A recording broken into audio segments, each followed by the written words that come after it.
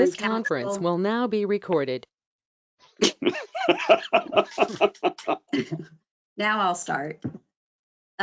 This is Mayor Barbara Bender, and I'm calling this specially called meeting of the mayor and council. It's an emergency meeting on Friday, March the 27th, 2020. The meeting was posted for 3:30. The time is 3:41. So I'm calling the meeting to order, and I will take a roll call of the council members to establish the quorum. Mayor Barbara Bender, yes, present. Councilmember Christy Linsky. Yes. Mayor Pro Tem Dave Emanuel. Yes. Councilmember Gretchen Schultz. Yes. Solange Destang. She just sent a text. Solange just said she got bumped off. Yeah, I just got on. Okay, Right. she's back. Solange is back. And then Todd Yeah. Warner. I must be here. Okay, so I have a quorum present on the call. We also have our city attorneys, Anthony Powell and Chuck Ross, Chief Whitehead, and several of our staff members, and Clerk Melissa Arnold, and as soon as I get your title in my head, City Manager Butch Sanders. With that, I'm going to turn this meeting over to City Attorney Tony Powell to read the item on our agenda. Thank you, Mayor. As you can see, we've adjusted the title since the draft was sent to you. So I'm going to read just the title, which, as you know, under our code has to generally state the subject matter inside this ordinance. So it's ordinance number 2020-08, an emergency ordinance expanding the restrictions on individuals and businesses to require individuals to stay in their place of residence, to close all non-essential business activities, to prohibit public gatherings, to cease non-essential travel, and to define the meaning of terms necessary to enforce these essential healthcare restrictions in the city of Snellville, Georgia, during the public health emergency of the novel coronavirus disease 2019 COVID-19 global pandemic. And one thing that the title itself does is something that Councilmember Emanuel wanted to really raise the level of immediate notice to the public of the difference between what we're doing with this ordinance and what has occurred in the past. And so that would be the first, and the reason for that title substitution. Once you clear the title of the ordinance, then you enter into something that we've grown sort of accustomed to looking at over the last few days, which is all of the emergency justification for both the way we're meeting and the actions that we're taking.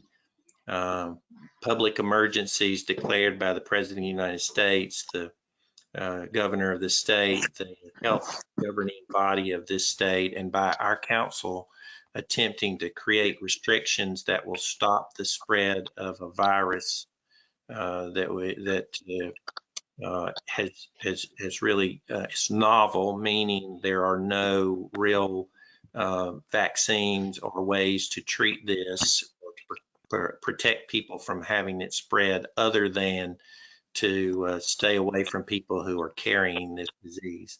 These whereas clauses also reiterate that this disease is highly communicable, and there are indications in the state from the information that was received this morning that the spread of this has begun to accelerate, not just in the nation, but also within the boundaries of Gwinnett County.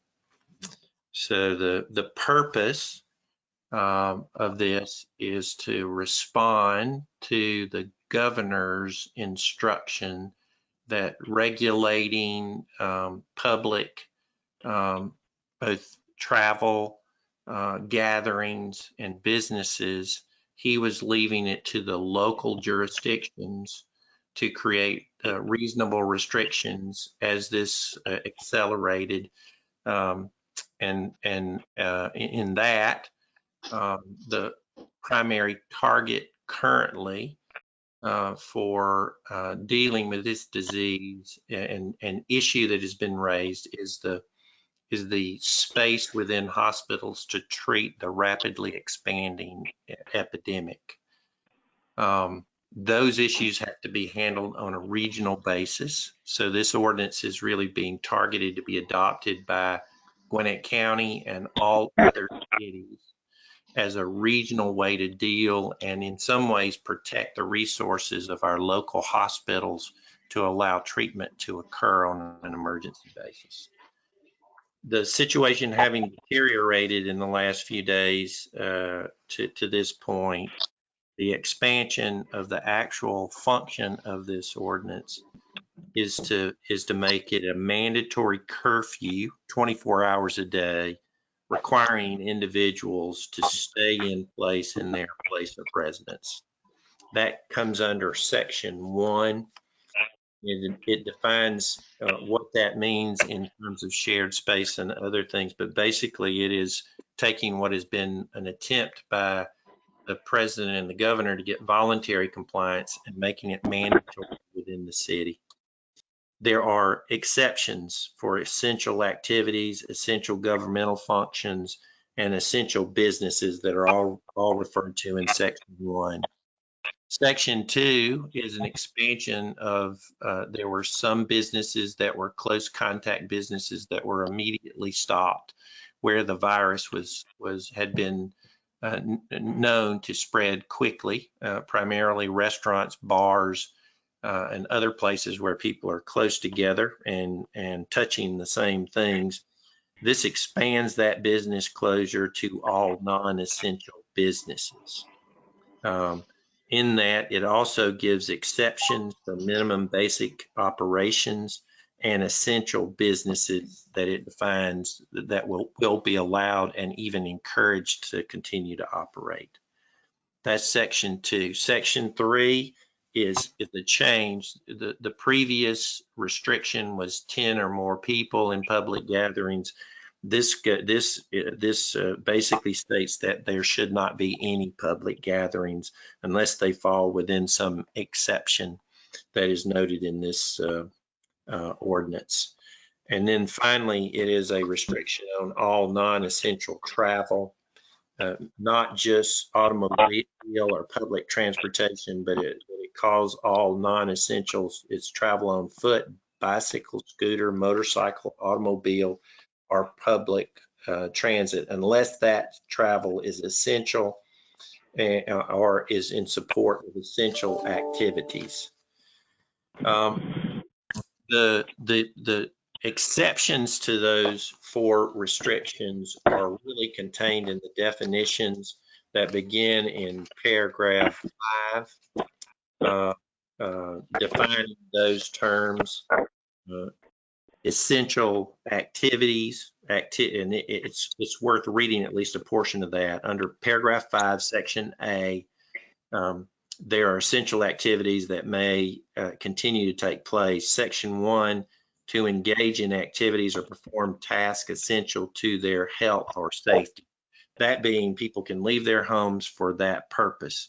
It defines some of those things: to seek medical or obtain medical supplies, medication, healthcare professionals, supplies they need to work from home. It obviously includes all household members and does give that same protection for securing supplies for pets.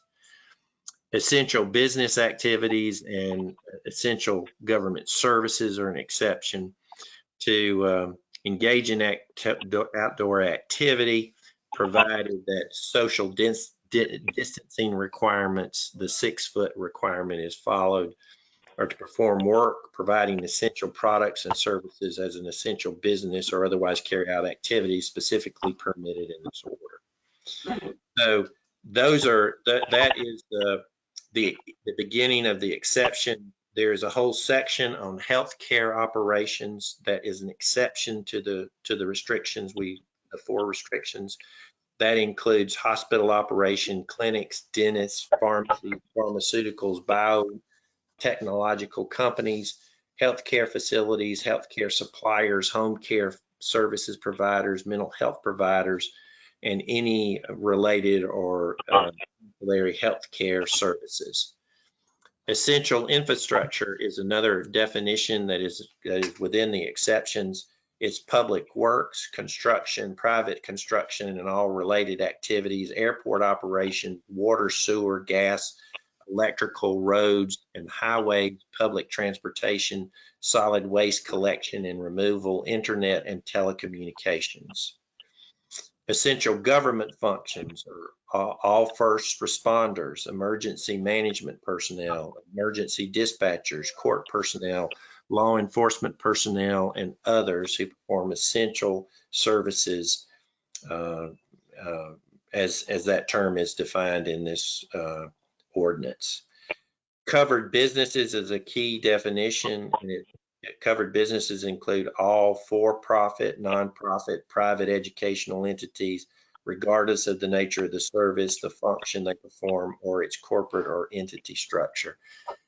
That definition, unlike the other definitions, this definition is an expansion of the businesses that are closed. It's restrictive in nature.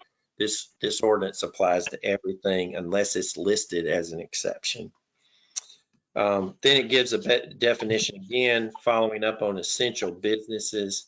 And this is a place where for the public to know and have access to this 23 definitions is a critical part of the posting. Obviously, it includes healthcare operations and essential infrastructure, which we've already defined. It carries through the grocery stores and market, the farm produce stands, supermarkets, food banks, all places where you would get essential supplies. It accepts food cultivation, farming. It accepts businesses such as food shelters and social services. It accepts the media. It accepts gas stations, banks, hardware stores, a group of plumbers, electricians, exterminators, service industries that are necessary to maintain living conditions within the homes that people have been restricted to.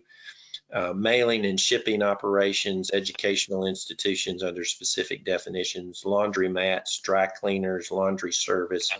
It's got the restaurant definition that is carried forward, with the restaurants being restricted, but certain operations being allowed to continue. And businesses operating those will be allowed to continue.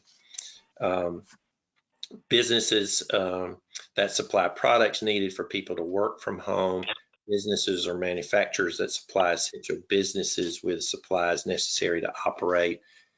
Whole transportation section, airlines, taxis, and private transportation. Businesses that ship and deliver groceries, food, and goods. Home-based care for seniors, adults, and children. Residential facilities, including hotels, motels that share rental units, shelters, and seniors and adults. Professional services are excluded.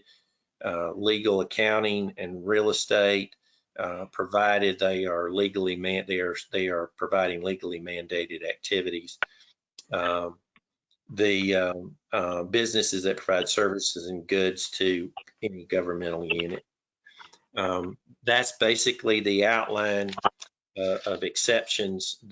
They've got some minimum business operations, and those are really geared to make sure that the businesses can go there to ensure that their connections to their remote access are operating in their businesses. It does give definitions again of essential travel in that next section. Those are substantively the things that this act really extends the current emergency to make it certainly much more restrictive than anything that's been approved. Our understanding is that every other governmental entity in Gwinnett County will be adopting this afternoon. I'll be glad to answer any questions, or Chuck's available too. Are there any questions of council for Tony or Chuck? Just for the record, could you reiterate the dates it becomes effective and the time frame that it expires?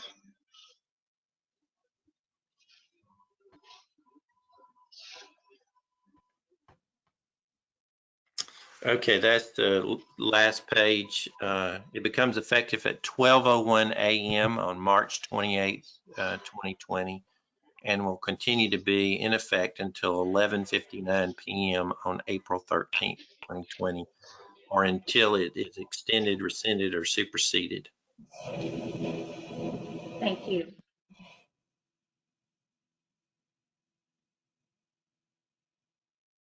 Any other members of council that have questions for Mr. Powell or Mr. Ross?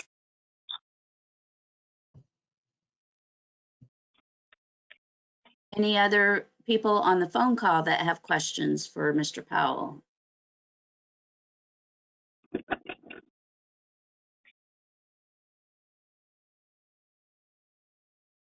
Okay, so I'll just make a few comments and then I'll open it up to any other council members who'd like to say anything, and then we'll take a motion and a vote. For anyone who's listening to this meeting later, this is a much more drastic step to take. And honestly, I didn't expect this to come this quickly after taking action yesterday. I thought we would be looking at sometime next week to see how things were going. But I think this shows the seriousness of the matter. The county health department provided some information to the county yesterday and then updated that information for all the cities this morning.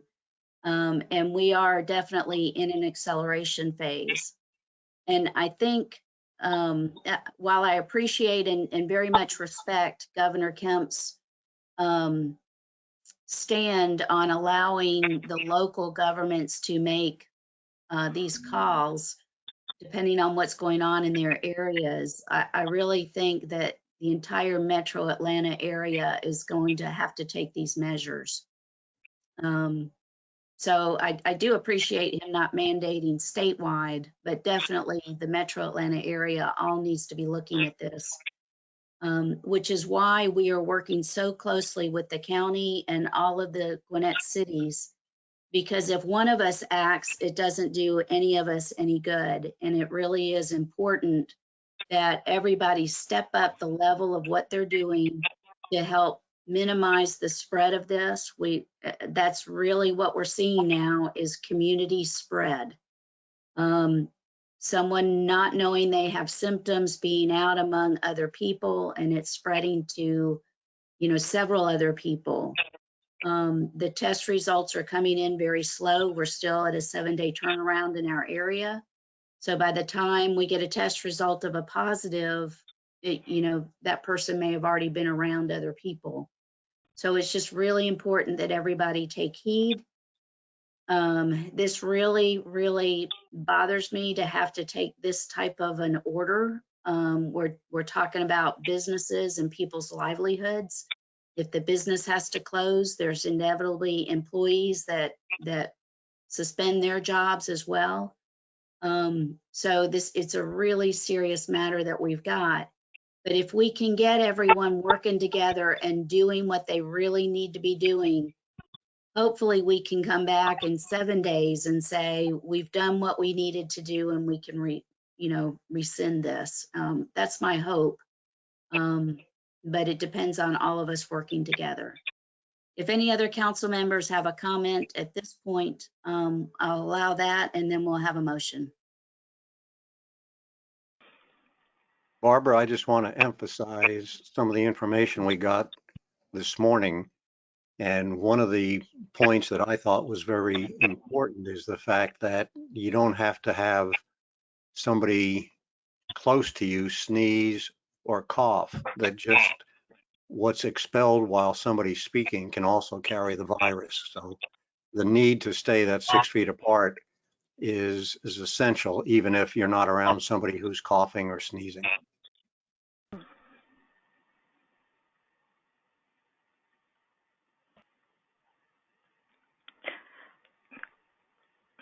This is Gretchen. I would just really like to strongly encourage everybody to take this very, very seriously.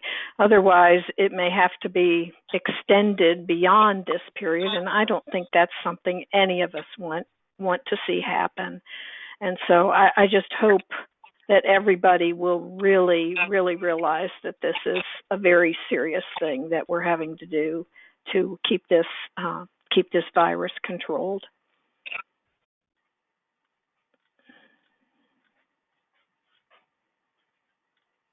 And just to add to what Dave and Gretchen said, this is Todd Warner. One of the facts that was brought up by the Department of Health this morning was there are many people out there that are asymptomatic, so they show absolutely no outward signs. They may not even know they're infected, but they are carriers and they're spreading this to some of our most vulnerable population. So if we are able to actually all join together and stay home for a week or 2 weeks until it passes, then we can all be free to go about our lives. But if we continue to say, I feel fine, I won't infect anybody, then we become part of the problem and we continue to spread it.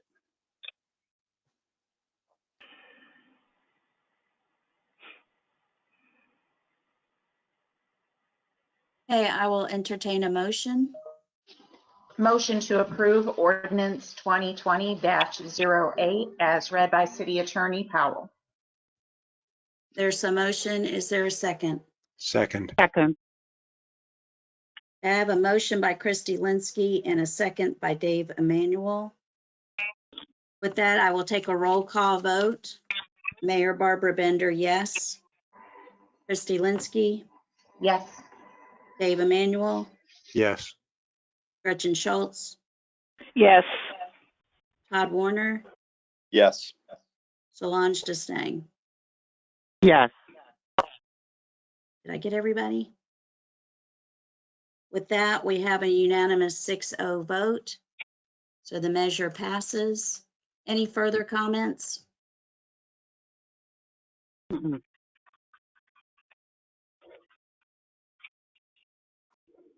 Then I will take a motion to adjourn this specially called meeting. Motion to adjourn. There's a motion by Dave Second. Emanuel and second by, I'm sorry, Gretchen Schultz. Yes. All in favor? Again, a roll call vote. Dave Emanuel, Yes. Gretchen Schultz, Yes. Christy Linsky, Yes. Todd Warner, Yes. Solange Destang, Yes. Barbara Bender, yes. Thank you all for joining this call today, and questions send to Butch Sanders or myself. Thank you.